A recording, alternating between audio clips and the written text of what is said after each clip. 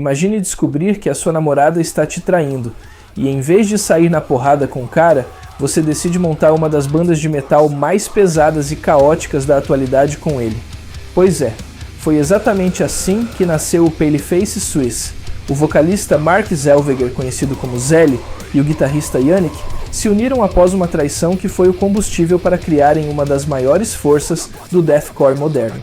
Já deixe seu like, se inscreva no canal, pois hoje irei falar tudo sobre o som dos caras.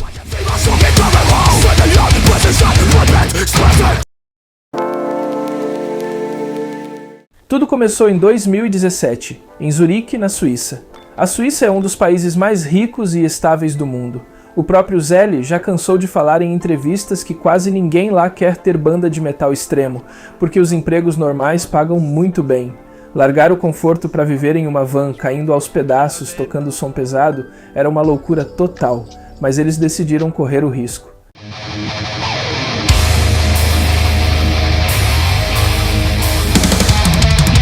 Com Zelly nos vocais, Yannick Lehmann na guitarra, Tommy Lee no baixo e Colin na bateria, eles lançaram em 2018 o primeiro EP da banda, Chapter 1, From the Gallows.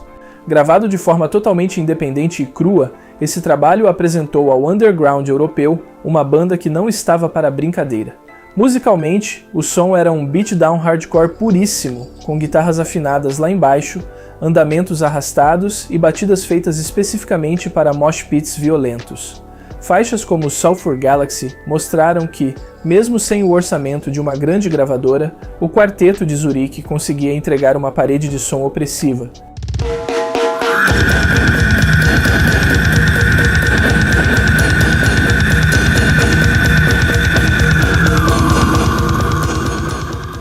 Em cada EP e álbum, o Paleface Swiss entrega intros dignas de filme de terror. Isso já se tornou marca registrada dos caras. Porém, no segundo EP da banda, Chapter 2, Witch King, a intro 9 Months foi motivo de banimento nas redes sociais. São aproximadamente 1 minuto e meio de pesadelo, só quem já ouviu sabe, que uma mulher grávida passa nas mãos do Witch King, personagem dos 3 primeiros EPs da banda.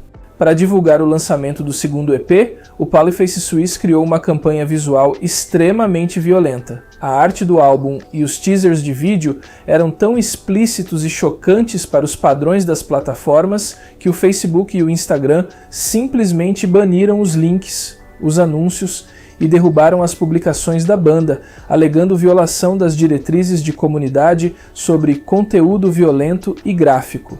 Na época, para uma banda totalmente independente, que dependia 100% do alcance orgânico das redes sociais, esse banimento foi um golpe que poderia ter enterrado o lançamento. Contudo, a censura gerou o efeito oposto. O underground descobriu o que estava acontecendo, e o público comprou a briga da banda. Os fãs começaram a compartilhar o EP de forma massiva pelo YouTube e pelo boca a boca, para os curiosos ouvirem o som que era pesado demais para as redes sociais. A polêmica do banimento acabou carimbando o Paleface Swiss com a reputação de ser uma banda genuinamente perigosa e sem filtros, o que só aumentou o culto em volta deles e preparou o terreno perfeito para o estouro do primeiro álbum cheio no ano seguinte. Lights out!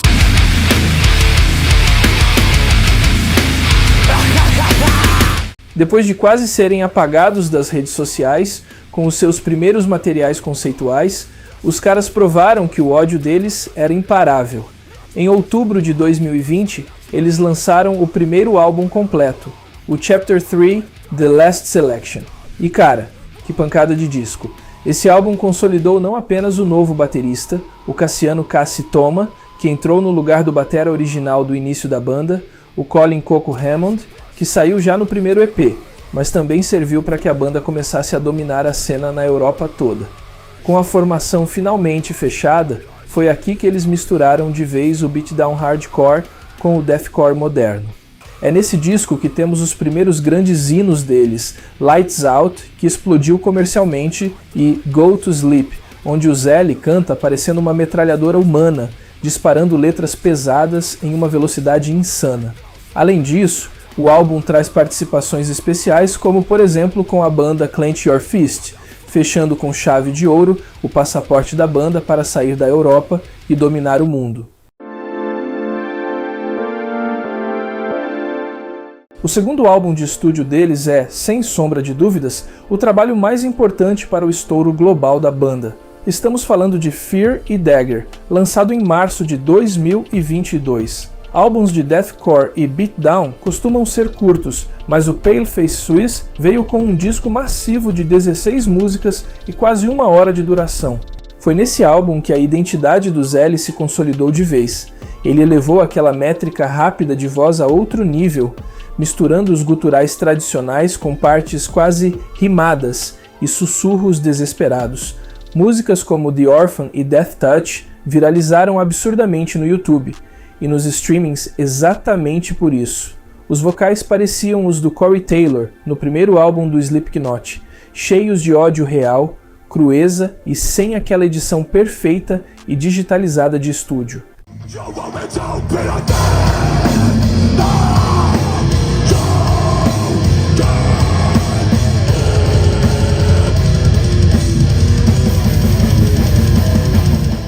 E para dar ainda mais peso a esse projeto massivo, o Paleface Swiss trouxe as conexões certas da cena internacional para dentro do disco. A principal parceria rola na faixa Dead Man's Diary, que traz a participação do Flo Salfati, vocalista da banda francesa de metalcore Landmarks. O Flo também foi o responsável por mixar o álbum inteiro, e a dinâmica dele com o Zelle nessa música criou um dos maiores hits do disco. Fear e Dagger foi o passaporte definitivo deles para os Estados Unidos. Foi por causa do barulho desse disco que eles conseguiram fechar turnês americanas gigantescas, tocando em festivais de grande porte. A resposta do público foi tão violenta quanto o som do álbum, gerando mosh pits que começaram a chamar a atenção de toda a mídia internacional. Após a grande recepção do Fear e Dagger, o Paleface Swiss encarou a fama. A demanda por shows cresceu rapidamente, o que forçou a banda a engatar turnês consecutivas pelos Estados Unidos e pela Europa. No entanto, a rotina contínua de viagens e apresentações diárias trouxe consequências. Esse ritmo acabou gerando um desgaste físico e mental severo nos integrantes, resultando em episódios de ansiedade e exaustão crônica, um cenário que quase comprometeu a estabilidade do grupo. Mesmo afastados das turnês para uma reestruturação, os suíços continuaram movimentando o mercado. Para não deixar o público sem novidades, eles apostaram no lançamento de singles estratégicos. O primeiro deles foi Best Before Death, que chegou acompanhado de um videoclipe de forte impacto visual. Pouco tempo depois, lançaram Please End Me, uma faixa que traduzia de forma direta a atmosfera de frustração e esgotamento que a banda vivia nos bastidores. Esses dois lançamentos foram fundamentais para manter o nome do Paleface Swiss em evidência nas plataformas de streaming, preparando o público para o anúncio do novo álbum.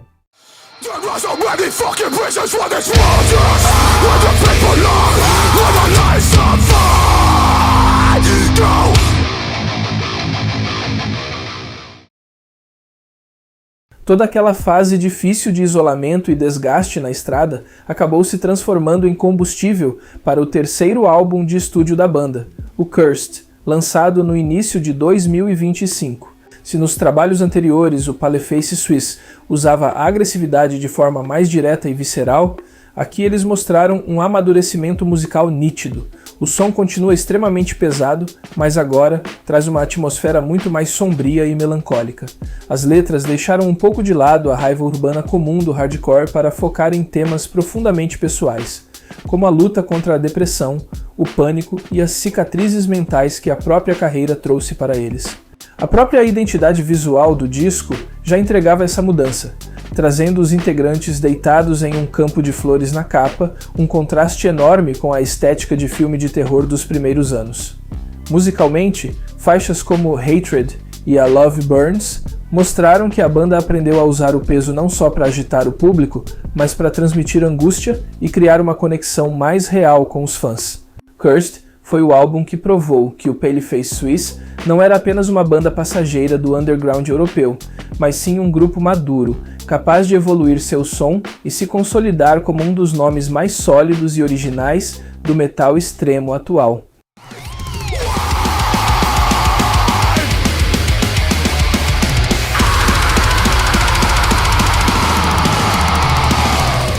Meu primeiro contato com a banda foi através do Cursed, e particularmente falando, fazia anos que eu não ouvia um álbum e uma banda tão original e que conseguisse me prender em todas as faixas. Sempre comparo o trabalho deles com os primeiros álbuns do Slipknot, e até comento com quem conhece a banda, que esse deveria ter sido o rumo do Slipknot após os 3 primeiros álbuns da banda. Paleface Swiss consegue entregar uma série de sentimentos em uma única música, de forma intensa, principalmente por conta da habilidade expressiva do Zelle. Para entender o momento mais recente do Paleface Swiss, vale a pena olhar para o EP The Wilted. Esse trabalho sintetiza tudo o que a banda construiu até aqui, mas também marca o fim de um ciclo importante na formação.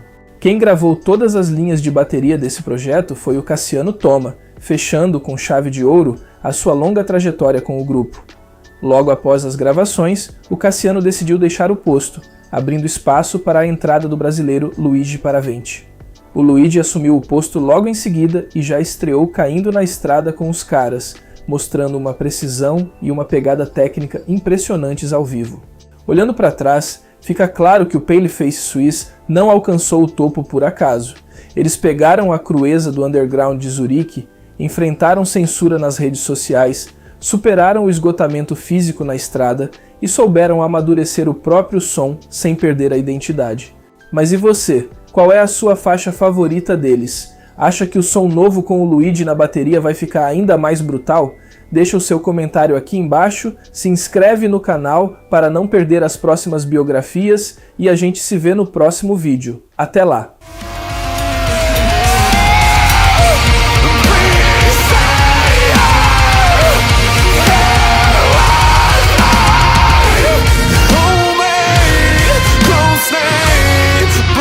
Don't say goodbye.